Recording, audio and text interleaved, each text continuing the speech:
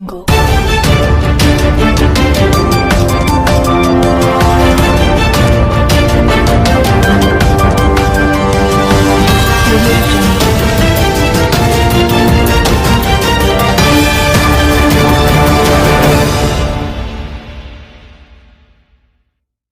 ਅਸੀਂ ਅੱਜ ਪਹੁੰਚੇ ਹਾਂ Punjab state power corporation limited Patto Hira Singh ਖੜੇ ਹਾਂ। ਨਿਹਾਲ ਸਿੰਘ ਵਾਲਾ ਬਲਾਕ ਦਾ ਇਹ ਤਹਿਸੀਲ ਦਾ ਪਿੰਡ ਹੈ, ਮੋਗਾ ਜ਼ਿਲ੍ਹੇ ਦੇ ਵਿੱਚ ਸੰਬੰਧ ਤੇ ਬਿਜਲੀ ਬੋਰਡ ਦਾ ਦਫ਼ਤਰ ਹੈ।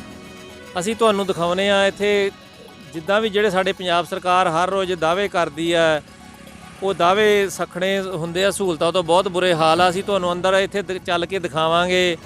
ਇਹ ਦਫ਼ਤਰ ਦਾ ਬਹੁਤ ਹੀ ਬੁਰਾ ਹਾਲ ਆ ਅੰਦਰੋਂ।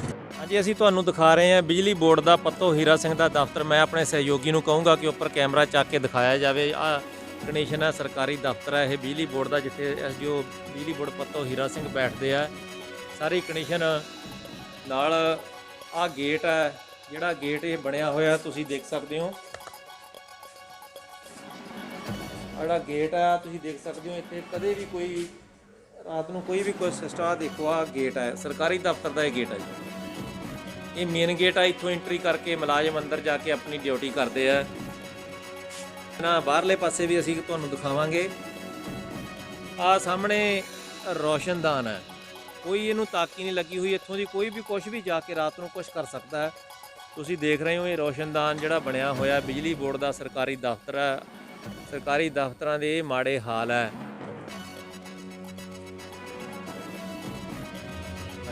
ਹਾਂਜੀ, ਇਹ ਸਰਕਾਰੀ ਲੋਕ ਲੱਗਾ ਹੋਇਆ। ਇਸ ਲੋਕ ਨੂੰ ਮੈਂ ਖੋਲ੍ਹਣ ਲੱਗਾ ਆਪਦੇ ਹੱਥਾਂ ਦੇ ਨਾਲ, ਤੇ ਅੰਦਰਲੀ ਕੰਡੀਸ਼ਨ ਆ ਇੱਥੇ ਬਹੁਤ ਹੀ ਬੁਰੇ ਹਾਲ ਆ। ਦੇਖੋ ਛੱਤ ਸਾਰੀ ਡਿੱਗ ਰਹੀ ਹੈ। ਲਓ ਜੀ, ਗੇਟ ਮੈਂ ਲੌਕ ਕਰਨ ਲੱਗਾ ਤੇ ਲੌਕ ਕੀਤਾ ਹੋਇਆ, ਤੁਸੀਂ ਆ ਬਣਾ ਲਓ। ਮੈਂ ਇਹਨੂੰ ਲੌਕ ਕਰਦਾ ਜੀ। ਹਾਂਜੀ, ਇਹ ਬਾਰੀਆਂ ਬਾਹਰ ਨੂੰ ਖੁੱਲ੍ਹਦੀਆਂ।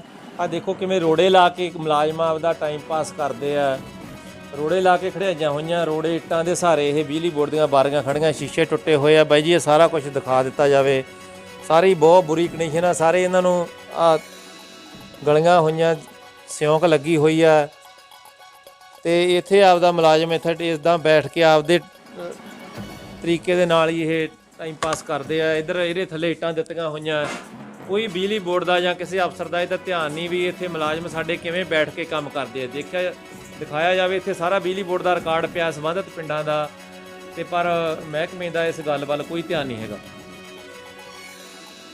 ਇੱਥੇ ਸਾਡੇ ਸੀਨੀਅਰ ਪੱਤਰਕਾਰ ਸਰਦਾਰ ਜਗਜੀਤ ਸਿੰਘ ਜੀ ਖਾਈ ਸਾਹਿਬ ਮੌਜੂਦ ਆ। ਖਾਈ ਸਾਹਿਬ, ਕੀ ਕਹਿਣਾ ਚਾਹੋਗੇ ਤੁਸੀਂ ਇੱਥੇ ਸਾਡੇ ਨਾਲ ਪਹੁੰਚੇ ਹੋ? ਅੱਜ ਦੇ ਜਿਹੜੇ ਹਾਲਾਤ ਹੈ, ਅਸੀਂ ਪੱਤੂ ਹੀਰਾ ਸਿੰਘ ਬਿਜਲੀ ਬੋਰਡ ਦੇ ਦਫ਼ਤਰ ਦੇ ਵਿੱਚ ਖੜੇ ਹਾਂ।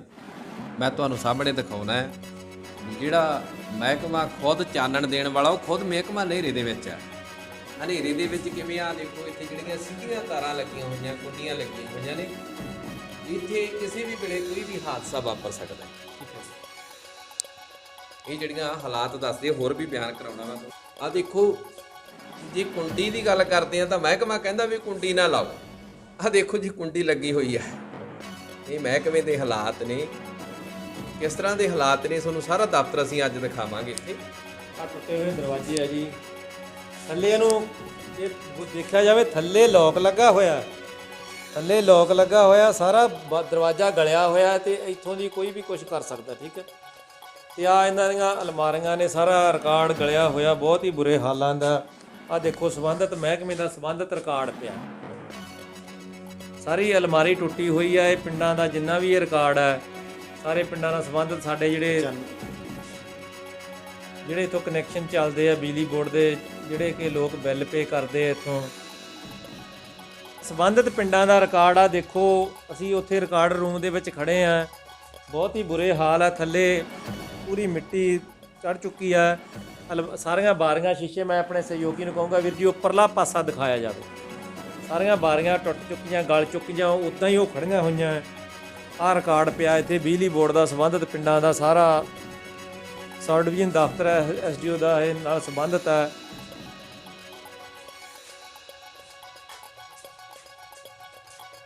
ਆ ਦੇਖੋ, ਬਾਰੀ ਟੁੱਟੀ ਹੋਈ ਹੈ। ਇਹਦੇ ਕੋਈ ਧਿਆਨ ਨਹੀਂ ਮਹਿਕਮੇ ਦਾ, PSPCL ਬਿਜਲੀ ਬੋਰਡ ਦਾ ਇਸ ਵੱਲ ਕੋਈ ਧਿਆਨ ਨਹੀਂ ਹੈਗਾ। ਰਿਕਾਰਡ ਦੇਖ ਲਓ।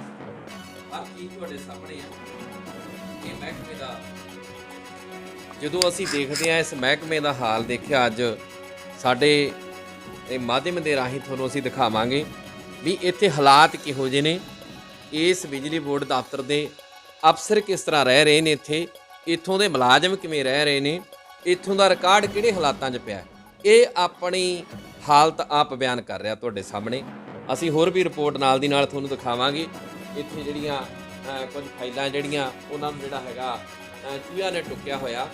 ਮੈਂ ਆਪਣੇ ਸਹਿਯੋਗੀ ਇਹ ਕਹਾਂਗਾ ਵੀ ਇਹ ਜਿਹੜੀਆਂ ਫਾਈਲਾਂ ਬਿਲਕੁਲ ਜਿਹੜੀਆਂ ਹੈਗੀਆਂ ਇਹ ਨਕਾਰਾ ਹੋ ਚੁੱਕੀਆਂ, ਇਹ ਖਰਾਬ ਹੋ ਚੁੱਕੀਆਂ। ਇਹ ਪਤਾ ਨਹੀਂ ਕਿਹਦਾ ਰਿਕਾਰਡ ਹੈ, ਕਿਸ ਤਰ੍ਹਾਂ ਦਾ ਰਿਕਾਰਡ ਹੈ। ਜੇ ਕਿਤੇ ਪੜਤਾਲ ਹੁੰਦੀ ਹੈ ਤਾਂ ਇਸ ਰਿਕਾਰਡ ਦਾ ਕੀ ਹਾਲ ਹੋਊ।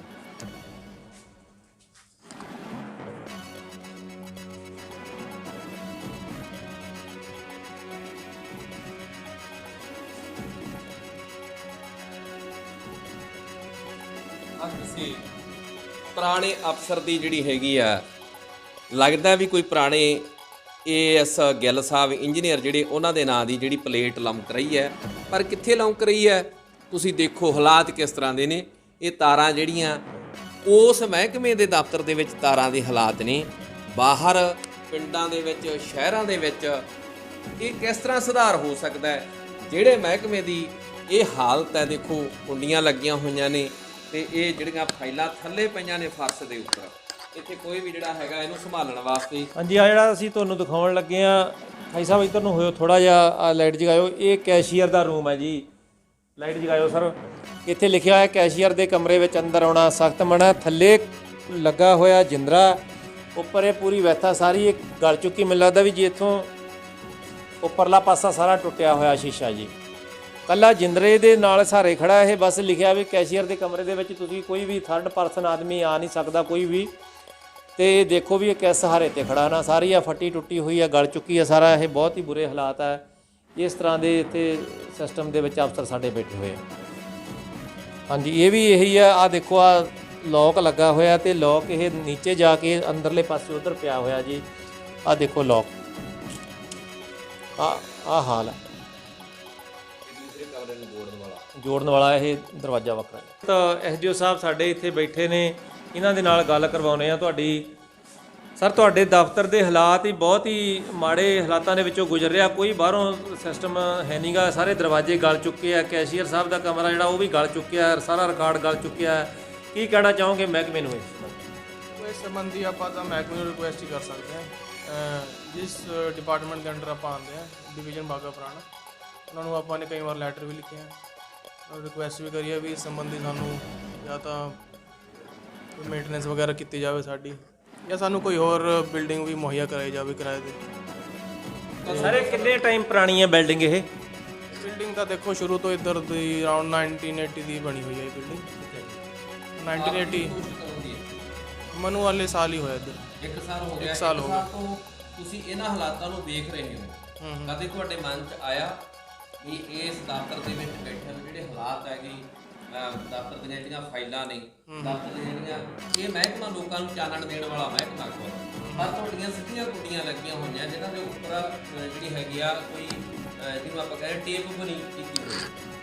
ਉਹ ਕਿਸ ਤਰ੍ਹਾਂ ਦੇ ਹਾਲਾਤ ਤੁਹਾਡੇ ਜੇਈ ਤੁਹਾਡਾ ਜਿਹੜਾ ਮਹਿਕਮਾ ਹੈਗਾ, ਤੁਸੀਂ ਖੁਦ ਉਸ ਮਹਿਕਮੇ ਦੇ ਅਫਸਰ ਹੋ ਜਿਹੜਾ ਲੋਕਾਂ ਨੂੰ ਜਾ ਕੇ ਅਵੇਅਰ ਕਰਦਾ ਹੈ ਵੀ ਤੁਸੀਂ ਇੱਥੇ ਤਾਰਾਂ ਨੰਗੀਆਂ ਨਹੀਂ ਰੱਖਣੀਆਂ, ਤੁਸੀਂ ਇਹ ਵਾਇਰ ਹੈ ਜਿਹੜੀ ਵਧੀਆ ਲਾਉਣੀ ਆ। ਤੁਹਾਡੇ ਆਪਣੇ ਦਫ਼ਤਰ ਦੇ ਵਿੱਚ ਇਹ ਹਾਲਾਤ ਹੈ, ਇਹਦੇ ਬਾਰੇ ਕੀ ਕਹਿਣਾ ਚਾਹੁੰਦੇ? ਨਹੀਂ, ਇਸ ਦੇ ਬਾਰੇ ਮੈਂ ਇਹ ਕਹੂੰਗਾ ਜੇ ਤੁਹਾਨੂੰ ਕहीं ਲੱਗਦਾ ਹੈ ਤੁਸੀਂ ਮੈਨੂੰ ਦਿਖਾਓ ਇਹ ਫੋਟੋ ਖਿੱਚ ਕੇ।